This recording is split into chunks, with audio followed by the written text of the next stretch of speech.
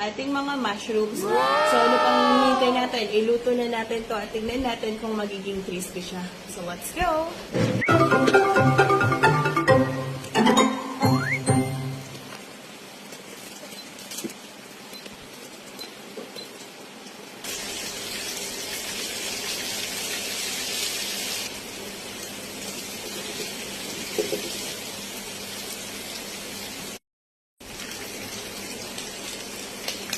Tapos na ang ating pagluluto sa wakas. At eto na nga yung ating mushroom. Siyempre, habang nagluluto tayo, nag-prepare ako ng ketchup. At saka calamansi, soy sauce, at saka sibuyas.